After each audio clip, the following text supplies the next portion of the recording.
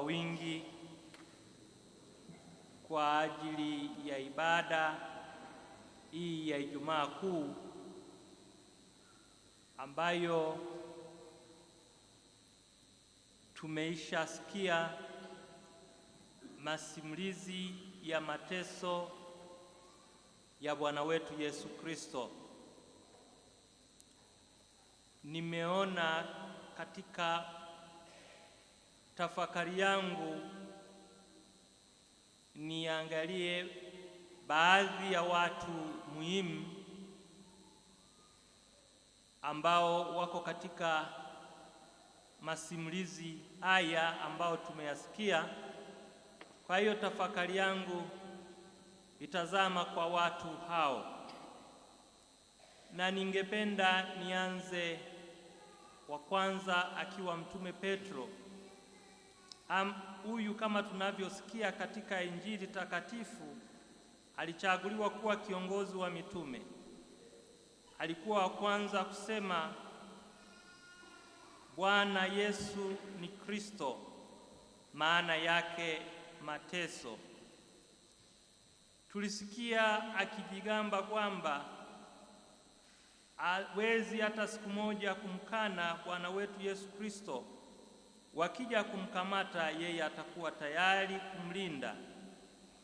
Bwana wetu Yesu Kristo akamwambia, kabla kuku hajawika utanikana. Na tumesikia hayo yametokea kwa Mtume Petro, amemkana mara 3. Hata hivyo, licha ya udhaifu huo, alimtetea Bwana wetu Yesu Kristo. Wakati wa kumkamata kulikuwepo mtumishi mmoja wa kuhani mkuu, alitoa upanga akamkata sikio, lakini Bwana wetu Yesu Kristo alimwambia arudishe upanga alani mwake, akitaka kuonyesha kwamba yeye hataki kulipiza kisasi. Huyu Mtume Petro alipewa kusimamia kanisa, majukumu mazito sana, lakini kama tunavyosikia katika masimulizi mbalimbali ambayo tunakuta katika Biblia, pia alikuwa na udhaifu. Mtume Petro na maisha yake na udhaifu wake na mafanikio yake anatupa picha halisi ya kwanza viongozi wa kanisa. Ndiyo maana huwa tunamuombea Baba Mtakatifu pamoja na maaskofu, na tunawaombea watu wote wenye nyadhifa mbalimbali. Majukumu walionayo ni mazito.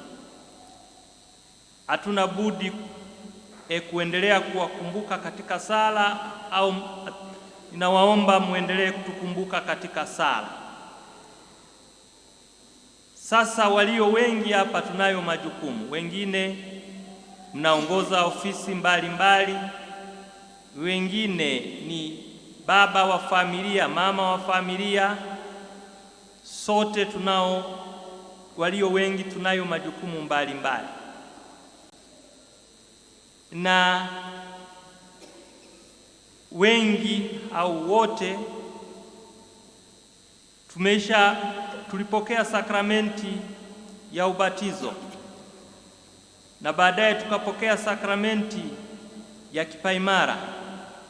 Tukaahidi kwamba tutamfuata Kristo kwa uaminifu kama Mtume Petro alivyokuwa ameahidi. Ndugu zangu, hatuna budi katika maisha yetu kumwomba Mwenyezi Mungu aendelee kutupatia neema na baraka, hata tukiwa wakati fulani tumeshindwa kama Petro, licha ya kwamba Wakati mwingine tunajigamba kwamba nitakufanyia hili, nitafanya hili, lakini tunashindwa. Wakati mwingine tunaanguka mara 3 kama Petro au na zaidi. Kwa hiyo siku ya leo tunaposikia ili simulizi la Mtakatifu Petro kuanguka au kumkana Bwana wetu Yesu Kristo, na sisi tunamkana mara nyingi, tumuombe Bwana wetu Yesu Kristo kwamba tusaidie tunapokukana tusibaki dhambini, tuwe tayari kusimamia majukumu tulionayo, tupatie nguvu kama ulizompatia Mtume Petro. Mtu wa pili ambaye tumemsikia katika simulizi hili ni Yuda Iskarioti. Huyu ndiye aliyemsaliti Bwana wetu Yesu Kristo kwa kupokea fedha kutoka kwa wakuu wa makuhani.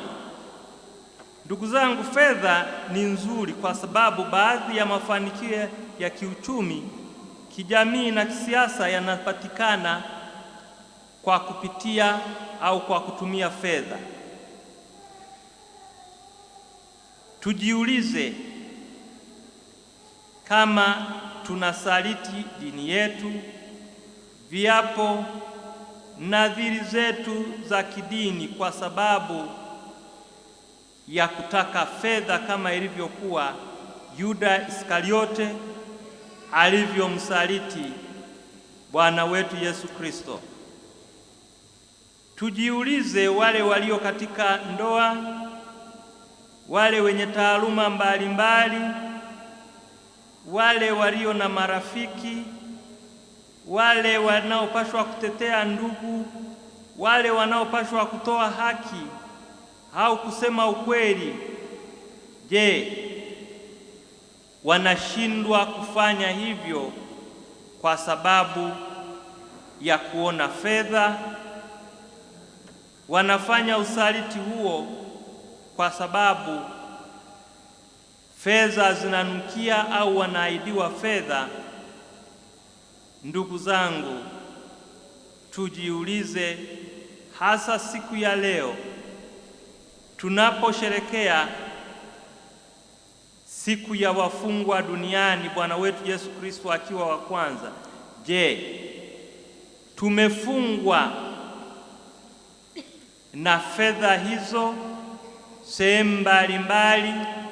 Tunapofanya kazi, tunapofanya utume, hatutambui tena amri za Mungu, hatutambui tena viapo tulivyoweka kwa wakati wa sakramenti ya ubatizo na kipaimara. Mungu wetu anakuwa ni fedha, na kama tumeshindwa mara nyingi, tumuombe Mungu atusaidie. Mtu wa tatu ambaye amejitokeza mara nyingi alikuwa ni Pilato. Huyu alikuwa kiongozi wa Wayahudi wakati wa Yesu.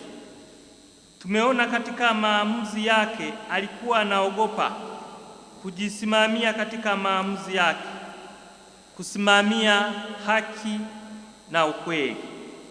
Alikuwa anaona Bwana wetu Yesu Kristo anakosa na ana hatia, lakini aliogopa utawala wa Kaisari kusudi usimuondoe madarakani, na aliogopa macho ya watu. Wapendwa, tunapoabudu msalaba siku ya leo, je, tupo watu wa sampuli hii tunaoogopa kusimamia ukweli na haki kwa sababu ya kutafuta umaarufu au kuogopa kupoteza madaraka?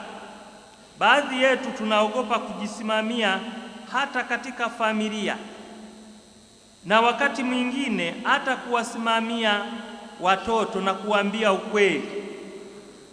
Unakokwenda hakuna usalama, ulivyovalia sio vizuri.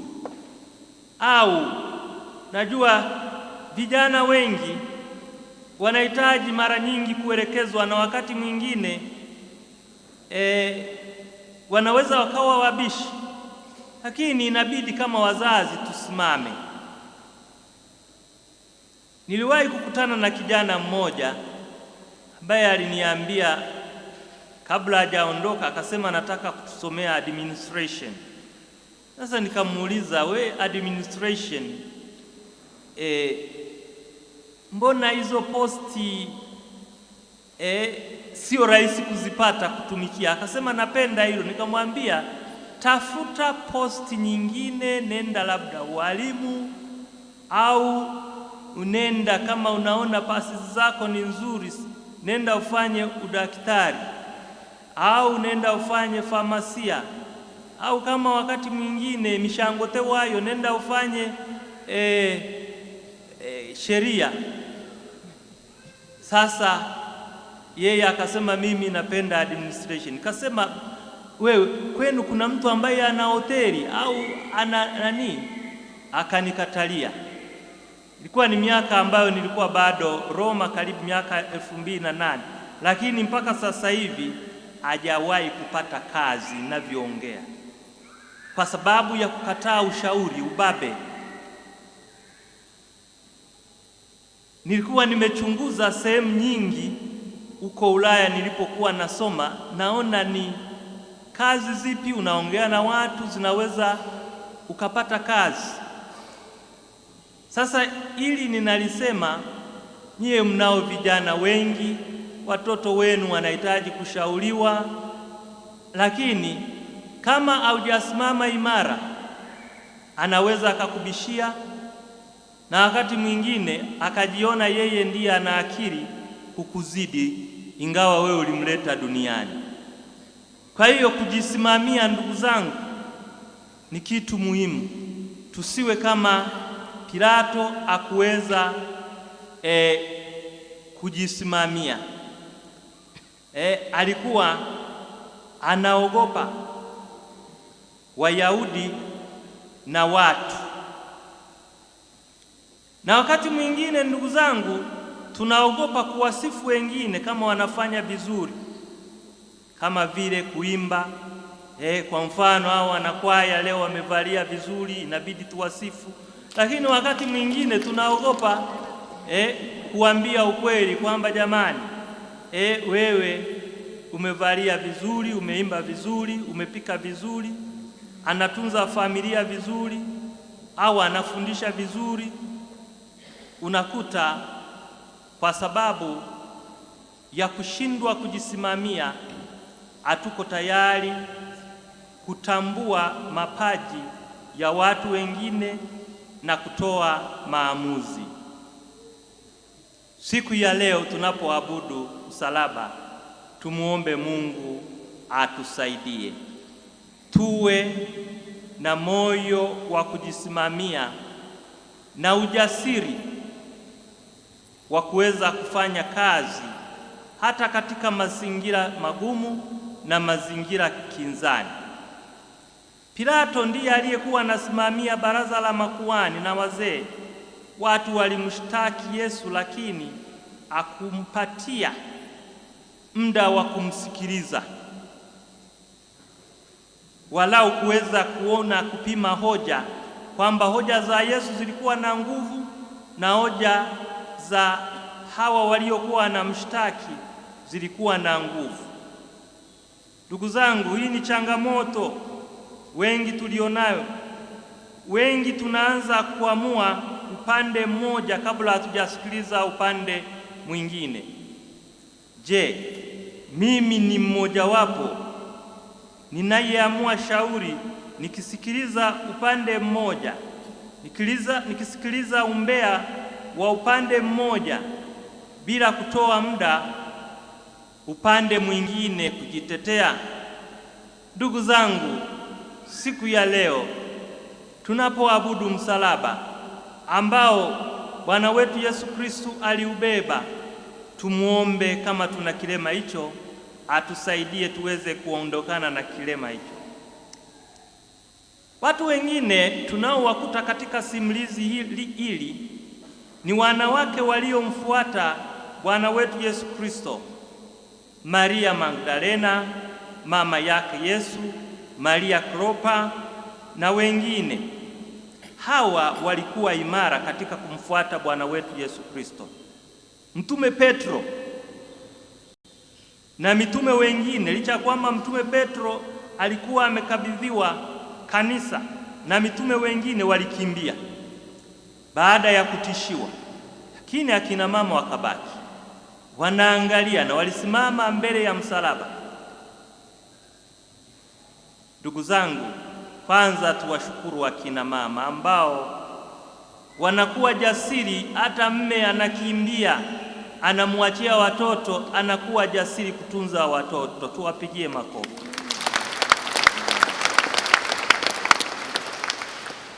Na tuwaambie wanaume, jamani, simamieni majukumu yenu, simamieni majukumu yenu. Lakini akina mama msije kasema kwamba umeona baba askofu ametusifu, kina baba hajawasifu, lakini hata uwe ufanye nini, uwezi ukazaa mtoto peke yako, uwezi. Mtoto mnawaleta watu wawili, na niliwahi kuwaeleza kwamba ukimlea peke yako atakosa kitu fulani, na baba akimlea peke yake atakosa kitu fulani. Kwa hiyo engalo ibiri ugiraki. Wakati fulani Rais Mkapa alisema mkono mmoja hauwezi ukafanya nini, ukakwea nazi. Unahitaji mikono miwili ndipo utasimamisha nini, familia. Uhangaike, uende kule, na ukiwa na mke wako mtunze vizuri, wengine wasije wakakunyang'anya. Ukiwa na mke wako mtunze vizuri, mme wako mtunze vizuri. Niliwahi kukutana na mama mmoja kule Ujerumani, akawa ananiambia kati ya kitu kinachonihangaisha, na wakati fulani alikuwa kwenye chuo akaamua kutangaza, jamani, mimi niko single. Na alikuwa amemwambia paroko anataka atangaze kanisani, mimi niko single, kusudi watu waweze kumsaidia. Sasa mnaona, ukiwa na mme wako mfanya nini? Mtunze. Ukiwa na mke wako mfanya nini? Mtunze, tena kwa heshima kubwa. Ugambo tikiaja kuidareba kiaja kuja kunjuma. Ndugu zangu, tuombee familia zetu, na hasa zile ambazo zina mipasuko, lakini wakati huo tunawashukuru akina mama na akina baba ambao wanatunza familia. Watu wengine tuliokutana nao ni Mafarisayo na wakuu wa makuhani. Hawa Mafarisayo maisha yao yalikuwa ni kujionyesha kuwa ni watu wazuri, lakini kumbe mioyoni mwao ni makaburi yaliyooza. Tumesikia mara nyingi Bwana wetu Yesu Kristo katika Injili hasa ya Yohane, hasa ya Mathayo, anawashambulia hata kabla ya kuanza Kwaresma. Ndilo somo tunaloanza nalo tulipokuwa tunaanza Kwaresma, si ndilo somo linalokuwa katika Jumapili ya kwanza na katika siku hiyo ya Kwaresma, kwamba tunaposali tusiwe kama Mafarisayo, toa chochote au tunapofunga tusiwe kama Mafarisayo, kwa sababu Mafarisayo wenyewe wanaonekana nje kuwa wazuri, lakini ndani ni nini? Ni makaburi. Na hawa ni miongoni mwa watu waliokuwa wanasema asulubiwe. Ndugu zangu, siku ya leo tunapotafakari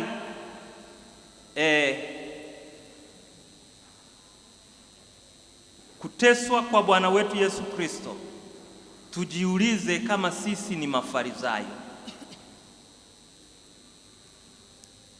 Unayoyafanya yote unayafanya uonwe na watu, sio unachangia kwa sababu Mwenyezi Mungu aone sirini iliyomo moyoni na akujazi, lakini unafanya uonwe na watu. Na kama kuna hilo, tuombe Mwenyezi Mungu atusaidie.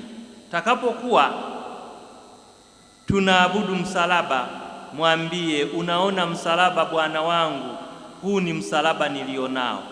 Fungua kifungo hiki, nisaidie niweze kwenda mbele. Wengine tunaokutana nao ni maaskari. Hawa walifanya kazi ambazo sio tofauti na maaskari wetu wanazozifanya, yaani kulinda usalama wa raia na kusimamia utii wa sheria bila shuruti. Hizi ni kazi nzuri sana na tunawashukuru maaskari wetu kwa kuwajibika kwa sehemu kubwa kutulinda. Lakini tumesikia maaskari katika nyakati za Yesu, maaskari ndio waliomfokea Bwana wetu Yesu Kristo, waliomtemea mate, waliotoa rundo la matusi na walimvua nguo, na baadaye walianza kugawana nguo za Kristo. Ndugu zangu, ili ni zito sana kwa maaskari. Unakuta mtu anafika labda kituo cha polisi na yeye anavuliwa nguo kama walivyomvua Bwana wetu Yesu Kristo na kunyang'anywa vitu vingine. Sasa wale ambao wanashughulika na vyombo vya usalama siku ya leo, na wenyewe wajiulize, je, wanawaheshimu wale watu wanaoletwa kwao kama watuhumiwa? Hao hawawaheshimu, na kama hawawaheshimu, ndio wakati wetu wa kufanya nini? Wa kubadilika. Wakati mwingine mmoja alikuwa ananiambia, alifika sehemu fulani akaambiwa, toa ya Kaisari, yaliyo ya Kaisari, na mpatie Mungu yaliyo yake. Unakuta na maneno hayo labda yanaweza yakawa yanaendelea katika nchi yetu na katika sehemu zetu, lakini kitu cha kukumbuka ni kwamba kama alivyowahi kusema yule ambaye anatarajiwa kuwa mwenye heri Fulton Sheen, kwamba alipofika magerezani aliwaambia kwamba sisi sote ni wezi, lakini baada hatujafanya nini? Hatujakamata. Wenda na wengine ni watuhumiwa, lakini bado hatujafanya nini? Hatujakamata. Wena na sisi tutakamatwa na kupelekwa wapi? Maabusu. Na tumuombe Mwenyezi Mungu atuepushe na kikombe hicho. Wapendwa, tumekutana na Mama Bikira Maria. Mama yetu Mama Bikira Maria alikuwa miongoni mwa wanawake ambao waliambatana na Bwana wetu Yesu Kristo katika kubeba msalaba mpaka Bwana wetu Yesu Kristo alipokufa. Huyu mama yetu, mama wa mkombozi, ni mama wa kanisa. Tumuombe atuombee moyo wa uvumilivu, ustahimilivu, unyenyekevu, kupokea mateso na kubeba misalaba yetu. Hivyo tunapopata changamoto za maisha tusikose kumkimbilia. kwa sababu tumesikia mama yetu akimwambia Mtume Yohane, Bwana wetu Yesu Kristo akimwambia Mtume Yohane kwamba ndiye mama yake, na sisi tumepewa mama Bikira Maria, kwa hiyo tumkimbilie. Mwisho tumuombe Bwana wetu Yesu Kristo, huyu ambaye ni nguzo yetu, ambaye amebeba msalaba wake mpaka kufa, na sisi tuweze kubeba misalaba yetu. Tuwe tayari kuishi maisha ya kifadhila, kuvumilia mateso kama tulivyokwisha sema, kufungwa bila hatia, simamia ukweli na haki, kuwa wema,